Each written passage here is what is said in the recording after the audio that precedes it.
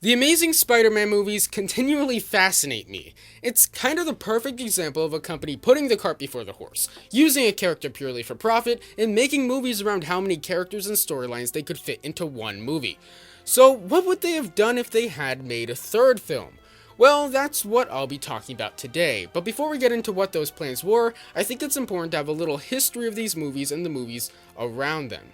The first Amazing Spider-Man movie was pretty good. It has its issues, but they aren't really because of studio interference. Clearly, Sony had a vision of a long-running franchise building up to a Spider-Man fighting the Sinister Six, and had Gustav Fierz make a cameo so they could build up to that over time, but clearly the movie was made to make the vision of Mark Webb and the writers come alive, provided they make Sony a profit. But something you may notice is that The Amazing Spider-Man came out in 2012. You know what other movie came out in 2012? The Avengers. The Avengers was probably the most influential movie in the last 15 years in terms of influence on movies as an industry. It proved that the cinematic universe format could work, but it didn't show other studios why it worked. The Marvel Cinematic Universe worked because it had individual movies that are made with the intent of being part of a bigger universe, but more importantly, are individual movies. And with the exception of maybe a producer or writer here or there, each franchise was made with the intent of being a good franchise of movies. People like these movies and then they want to see these characters when they appear in other movies, which makes team-up movies especially profitable because you're pooling fans of multiple movies. But companies like Sony believe you just had to put as many recognizable characters in as possible for it to work. The Amazing Spider-Man 2 is a pretty bad movie by most standards. But you can kinda tell there is a real movie in there, just that it's been mutilated by other storylines and characters. I think that Mark Webb had different intentions. Mark Webb and the screenwriters for the first film intended to make a trilogy of Spider-Man films that would each be character-focused and feature one villain while still leaving potential for Sony to continue the franchise with other directors. For The Amazing Spider-Man, that meant a story about Peter Parker becoming Spider-Man and fighting the Lizard. For The Amazing Spider-Man 2, that meant a story about Peter's relationship with Gwen and fighting Electro. But after the Avengers, Sony started to think about how they could make Spider-Man a cinematic universe. They realized the closest thing they had to the Avengers was the Sinister Six, and that they could make Spider-Man into a cinematic universe by doing a series of villain solo movies alongside Spider-Man movies, leading to a Sinister Six movie, that could then lead into a Spider-Man movie where Spider-Man fights the Sinister Six.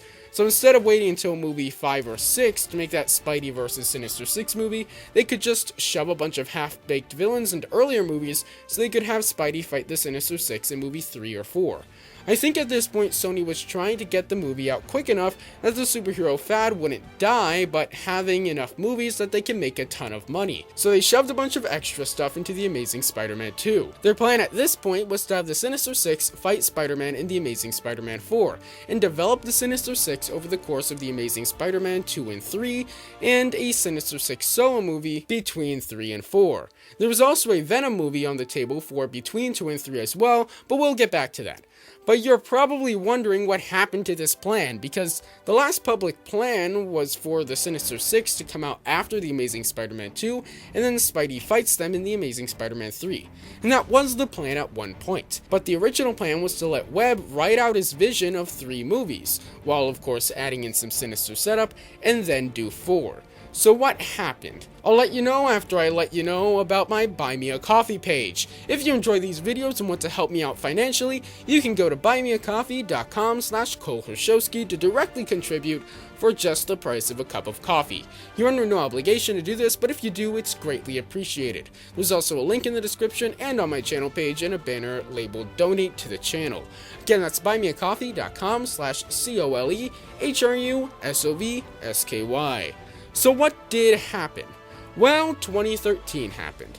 As you can see so far, Sony is very reactionary, and the superhero movies that came out in 2013 consisted of Wolverine, Iron Man 3, Thor: The Dark World, and Man of Steel. None of these movies were particularly well received, so Sony was afraid of the superhero movie industry dying and simplified their plan. Their new plan was to do the rest of the Sinister Six setup in a Sinister Six movie, and then do the Sinister Six in The Amazing Spider-Man 3, kind of imposing their vision onto Webb, who had a 3-movie contract. A Venom movie was still on the table too, but for a later date after The Amazing Spider-Man 3. but I believe they ended up switching back to their old plan in 2014, just that it was all cancelled before they officially announced it. The superhero movies that came out in 2014 included Captain America the Winter Soldier, Guardians of the Galaxy, Big Hero 6, and X-Men Days of Future Past. The only movie that wasn't received well in 2014 was The Amazing Spider-Man 2, so Sony did switch back to their original Spider-Verse plan, but they decided it would be more profitable to make Spidey part of the MCU than to continue with the Amazing Spider-Man franchise, so it was cancelled.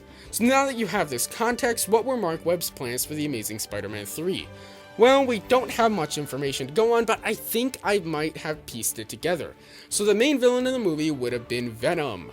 Why do I think this? Well, for a few reasons. First of all, if Sony was going to make a Venom movie, they clearly planned for Venom to fight Spider-Man at some point, especially since from the Easter eggs laid in The Amazing Spider-Man 2, we know that the Sinister Six would have consisted of the Green Goblin, the Rhino, Doc Ock, the Vulture, Mysterio, and Kraven the Hunter. So a Venom movie wouldn't have just been a spin-off of or a setup for the Sinister Six.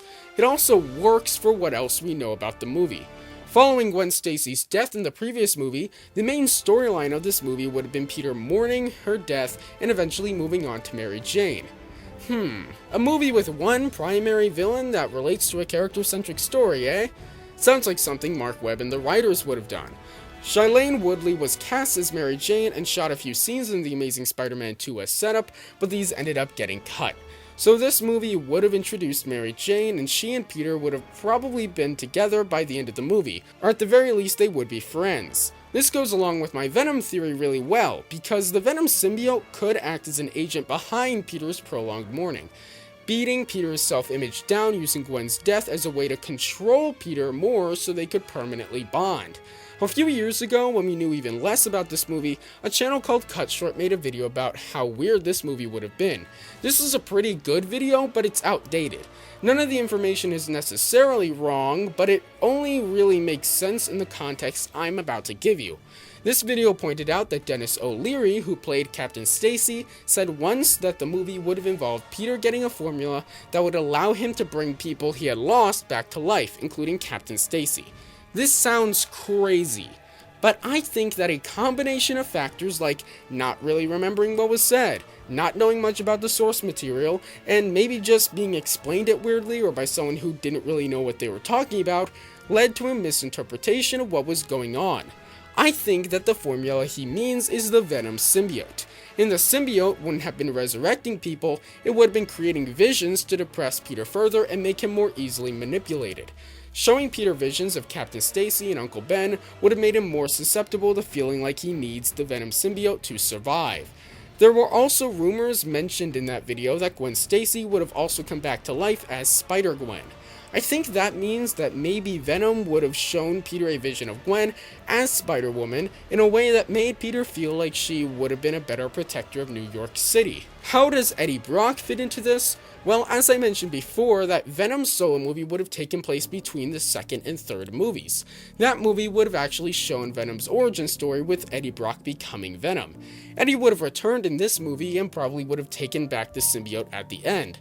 Spider-Man would get him fired, and Peter would reject the symbiote after finally getting over Gwen with Mary Jane's help. So Eddie and the symbiote would come back together to fight Spider-Man, acting as a symbol of Peter finally beating away his guilt over Gwen.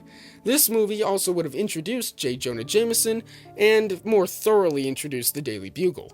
If I had to guess, Eddie would have already been working there, and Peter would start working there full time, either just to make ends meet or for investigative purposes. Apparently, J.K. Simmons was even up for maybe coming back as J. Jonah Jameson. Now let's talk about Peter's parents. Now, since this would have been Webb's last movie, it probably would have finished off that arc and revealed everything there is to know about Peter's parents. We don't know for sure what this would have been, but based on the two movies we had, it probably would have been similar to the Sinister Six novels by Adam Troy Castro.